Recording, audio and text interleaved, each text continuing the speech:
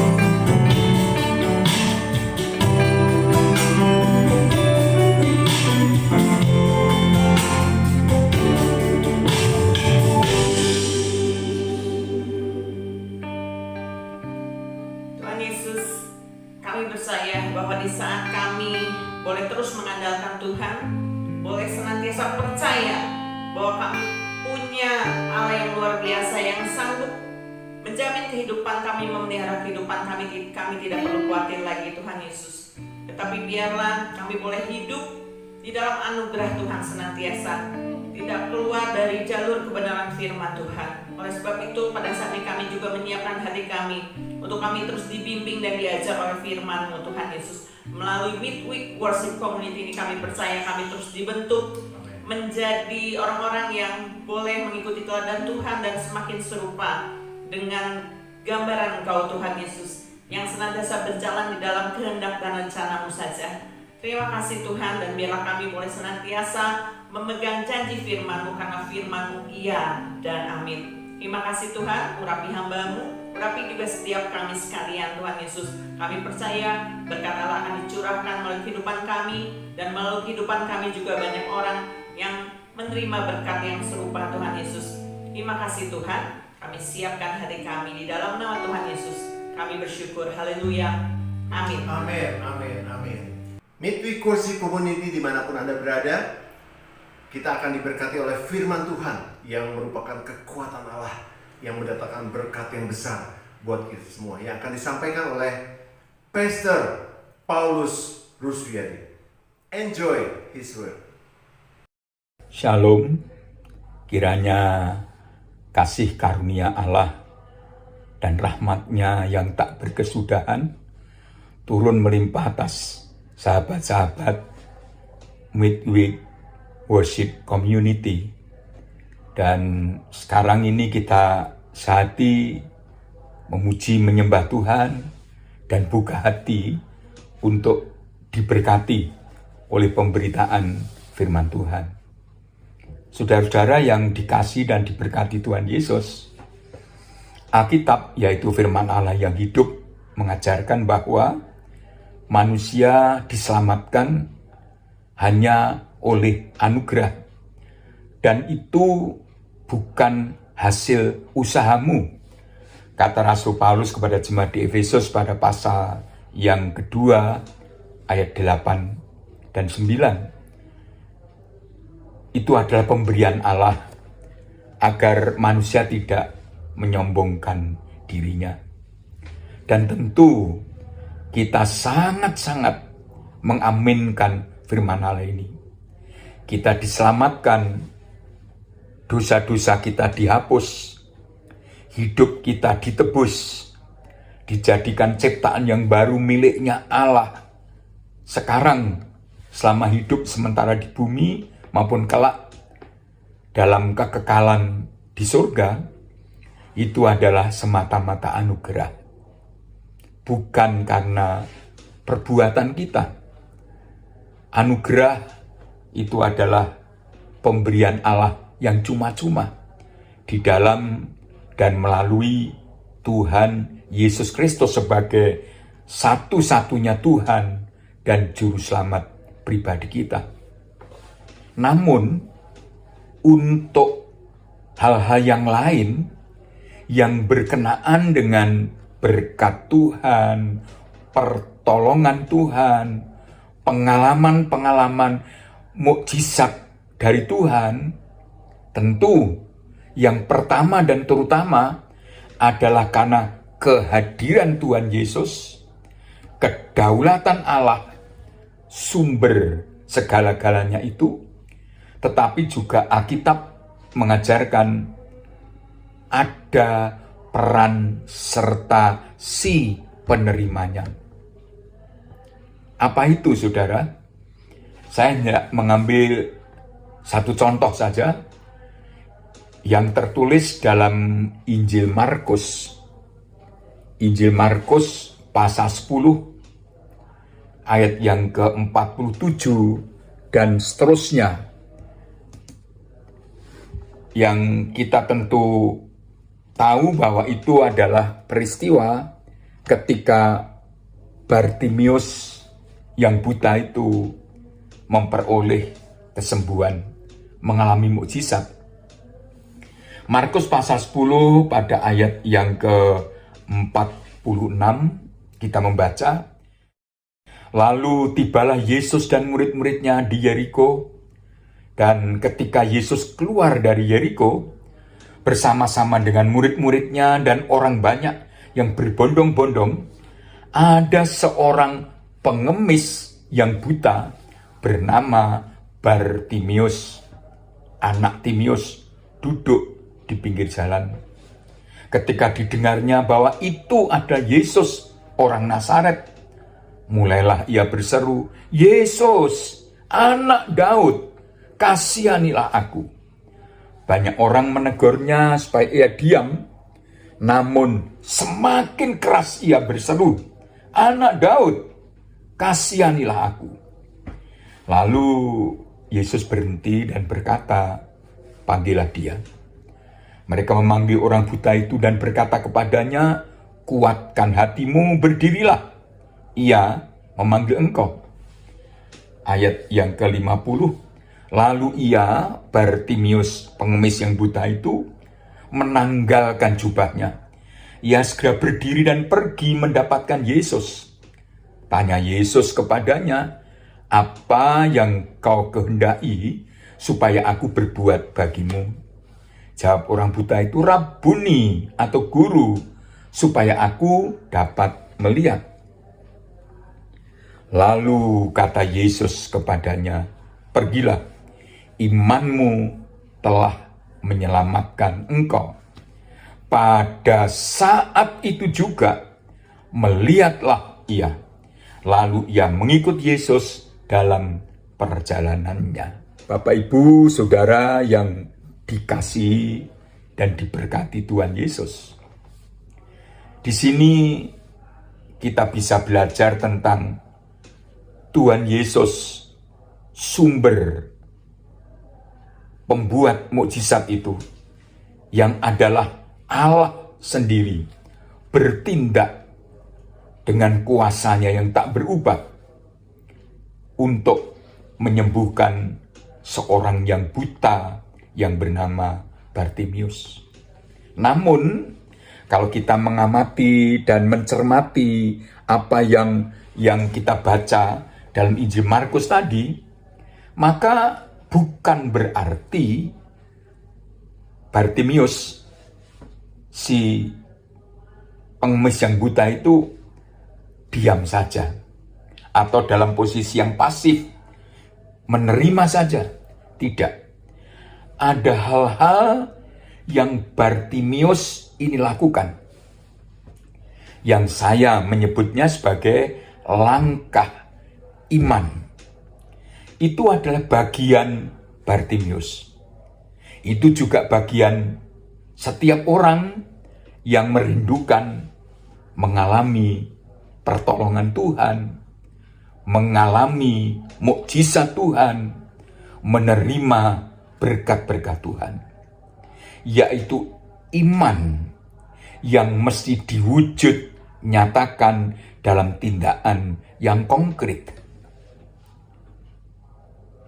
Kemudian kembali pada awal saya sampaikan tadi, apakah ini bukan berarti kontras dong, bertentangan dengan Efesus pasal 2 perihal keselamatan, bahwa manusia berdosa itu diselamatkan hanya oleh anugerah, hanya oleh pemberian Allah yang cuma-cuma melalui dan di dalam Yesus Kristus. Tentu tidak, saudara. Memang dalam hal keselamatan semata-mata anugerah.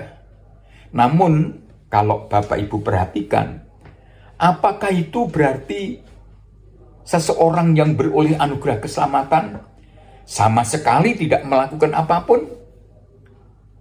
Tidak demikian. Injil Yohanes pasal 3 ayat 16 yang sangat kita kenal itu menyatakan, karena begitu besar kasih Allah kepada seisi dunia ini sehingga ia mengaruniakan anaknya yang tunggal.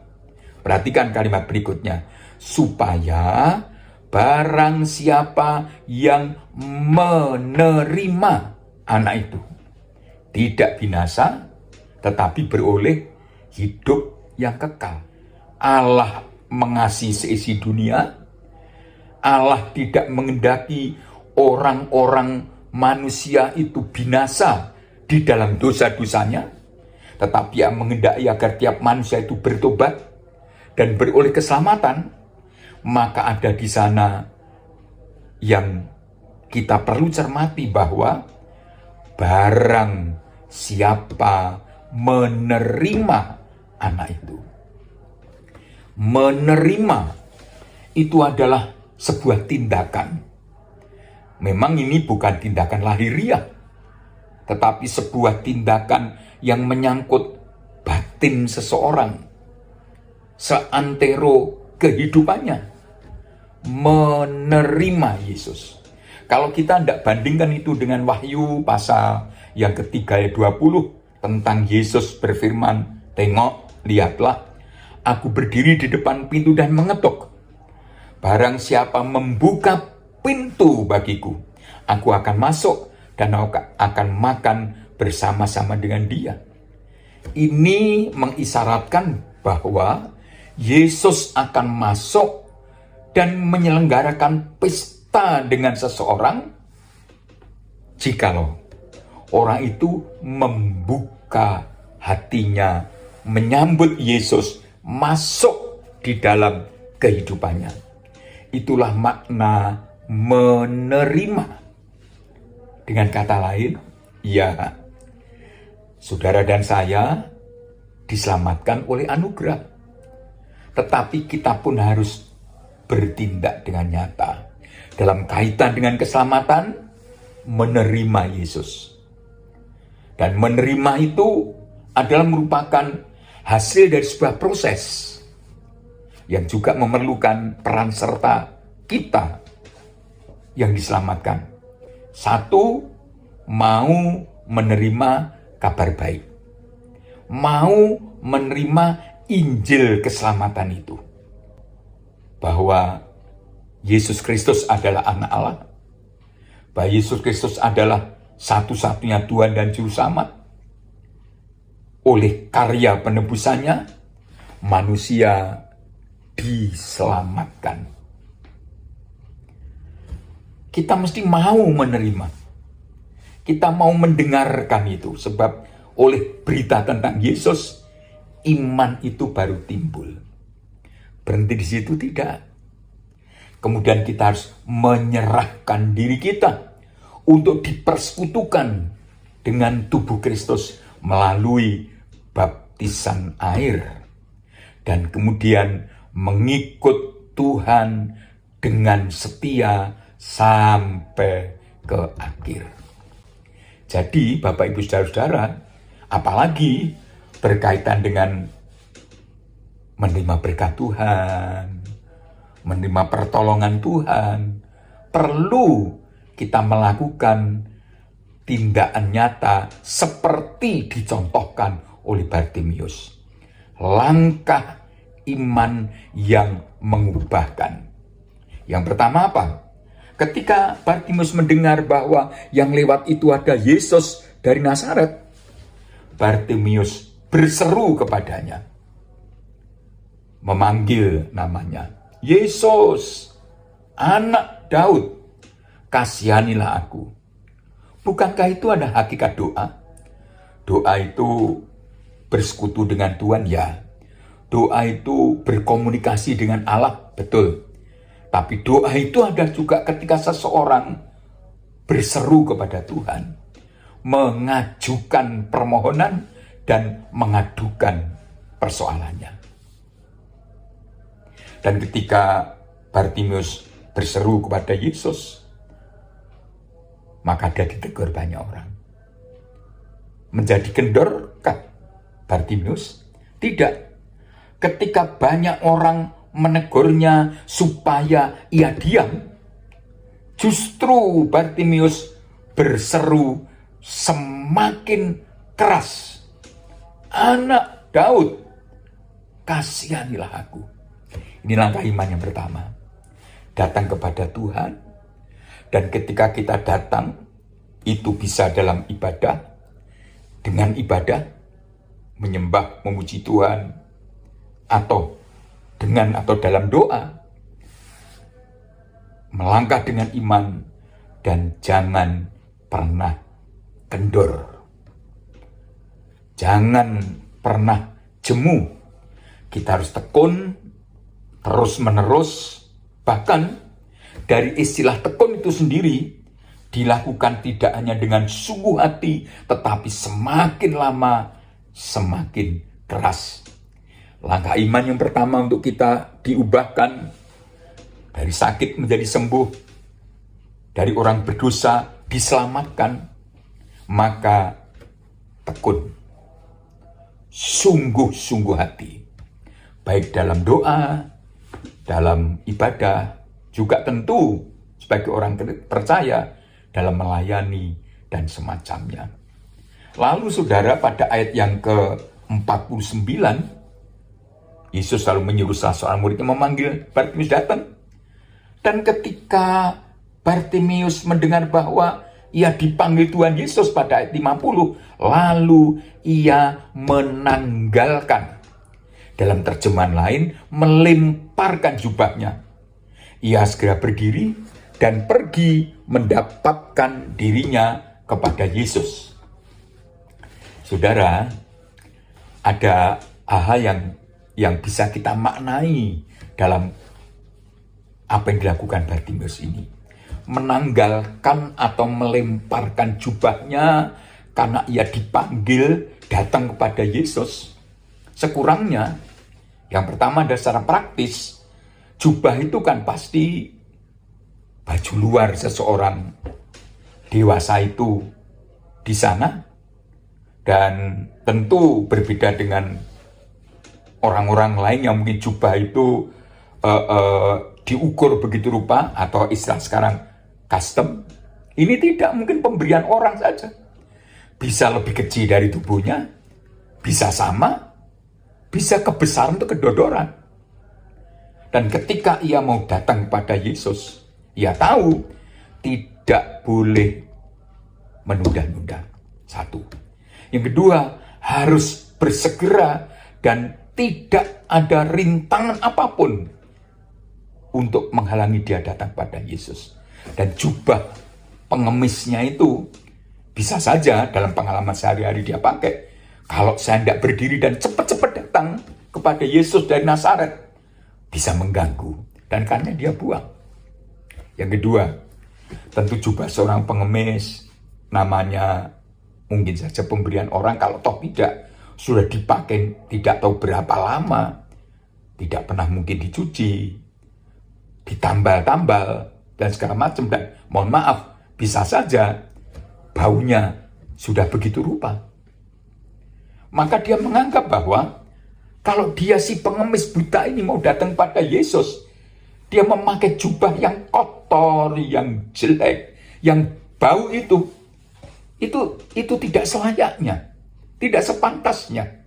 Maka ia tanggalkan itu, ia lemparkan itu, supaya satu, tidak hanya tanpa gangguan, cepat datang pada Yesus. Ingat loh, dia orang buta, tidak seluasa orang yang melek. Yang kedua, agar juga tidak mendatangkan sesuatu yang dianggap tidak sepatutnya. Saudara, langkah iman setelah harus tekun dan sungguh-sungguh adalah ini, yang tidak sedikit orang Kristen abaikan. Bahwa ketika kita datang kepada Tuhan, kita harus berani menanggalkan setiap hal yang bisa merintangi kita untuk dekat dengan Tuhan. Ibrani pasal 12 mengisyaratkan itu bisa saja dosa-dosa kecil yang bisa menjerat kita. Karena kita disaksikan oleh seperti awan banyaknya, maka mari kita menanggalkan dosa-dosa yang tersembunyi agar tidak menjadi penghalang. Jubah pengemis itu sobek, bau, dan tentu tidak selayaknya. Harus kita tanggalkan. Ada banyak orang Kristen datang kepada Tuhan, merindukan pertolongan Tuhan, merindukan mukjizat Tuhan, tetapi masih memegang, mempertahankan gaya hidup lama yang sobek-sobek di depan Tuhan, yang mungkin berbau. Bukankah Nabi Yesaya mengingatkan pada pasal 59 ayat 1 dan 2?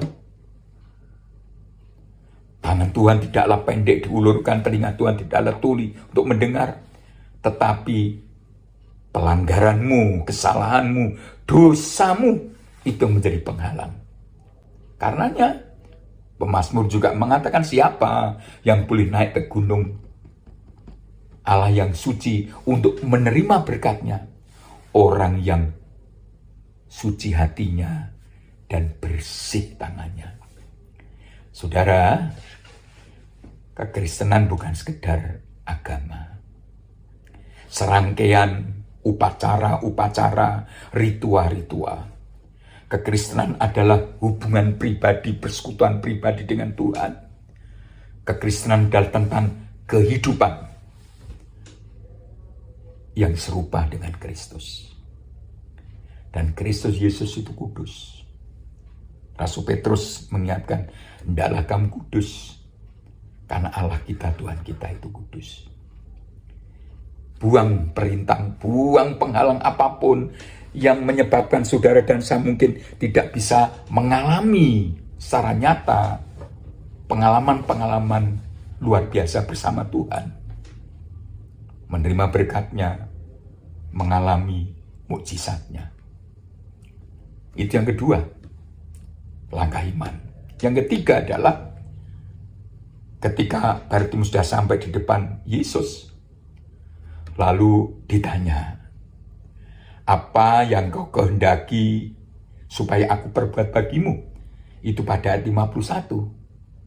Jawab orang buta itu, Rabuni, supaya aku dapat melihat.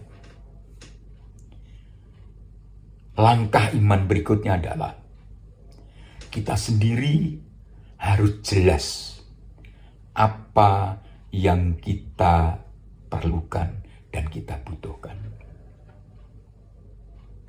Yaitu agar supaya dapat melihat. Seorang pengemis mungkin ketika dipanggil seseorang yang lewat, dalam benak pikirannya, waduh, jangan-jangan saya akan menerima sedekah, menerima uang. Sebab itu Tuhan Yesus bertanya, tujuanmu apa memanggil namaku? Apa yang benar-benar kamu butuhkan agar aku perbuat bagimu?